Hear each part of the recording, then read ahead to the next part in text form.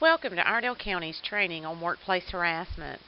This training program is sponsored by the Equal Employment Opportunity Commission, or what some of us know as EEOC. The EEOC is a federal government agency where current employees, former employees, or even applicants may turn to in the event that they feel that they're being discriminated against. During this training session, you will learn how to identify, prevent, and eliminate workplace harassment. The first question we ask is, what is harassment? Simply put, harassment can be unwelcome verbal or physical conduct. There are factors that we consider when determining if the conduct is indeed harassment.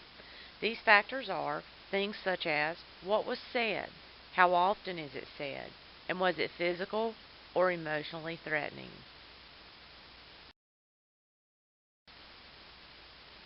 Unwelcomeness means that the employee did not solicit or invite that conduct, or the employee regarded it as undesirable. Deciding when conduct is unwelcome is at the discretion of the individual that is being harassed. But unwelcomeness doesn't become unlawful unless the harassment is because of a person's protected status. When we think of workplace harassment, we typically think of sexual harassment. And yes, this is still a form of harassment, but people fail to remember that harassment can occur in any of the protected classes, such as race, sex, color, religion, national origin, age of 40 and over, disability, and retaliation.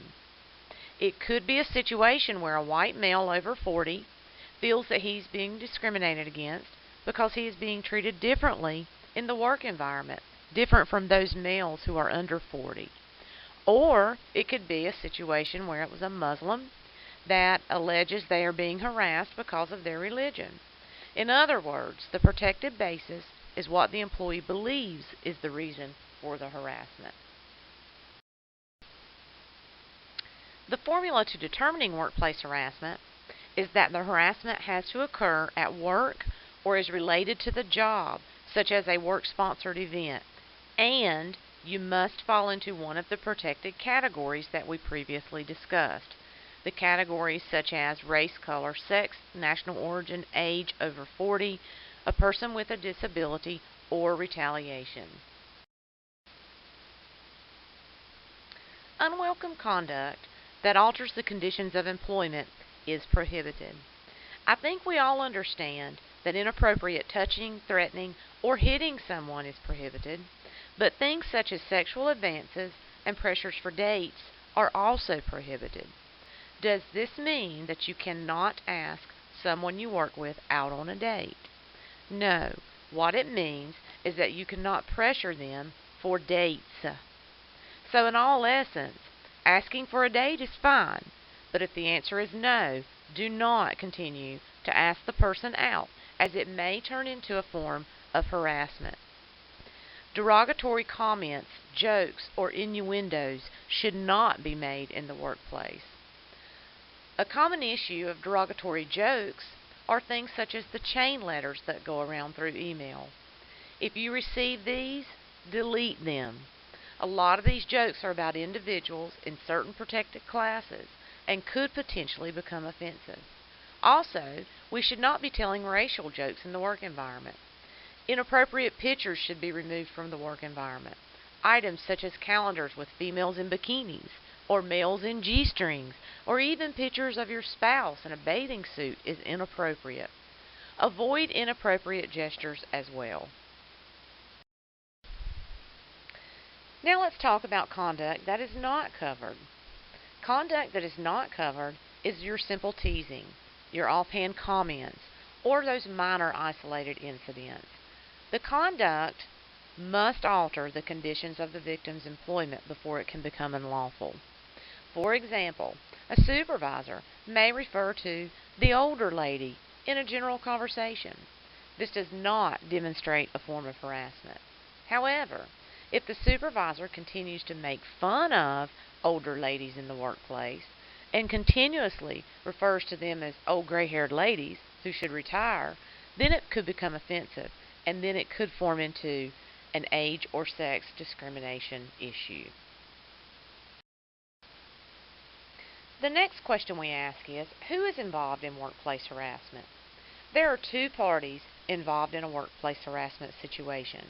You have the victim and you have the harasser. Both parties can be in the same class.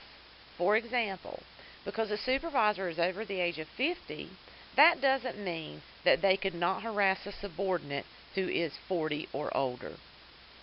Statistics prove that most instances of harassment involve a man sexually harassing a woman.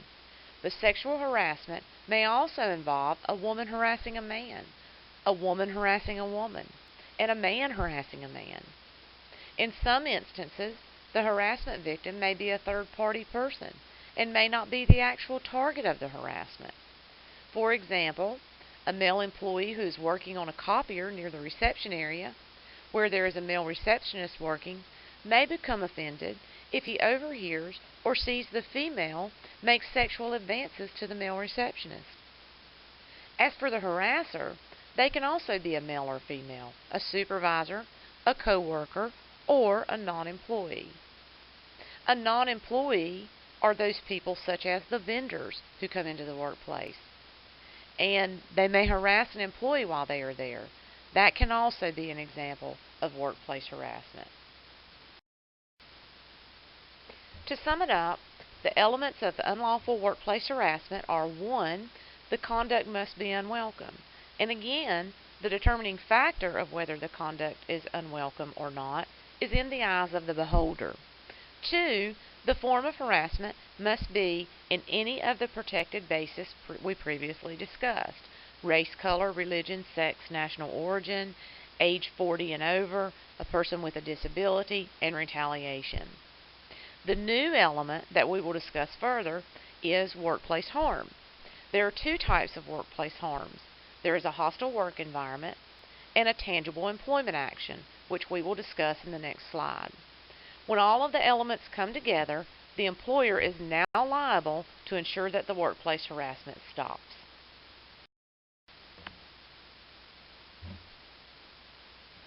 There are three items that make up a tangible employment action. The first one is, it must be a supervisory official who is doing the harassing. Secondly, the employee must have experienced a significant change in their employment status, such as being demoted or terminated. Lastly, the victim must have been denied benefits based on their submission or their rejection of the unwelcome conduct.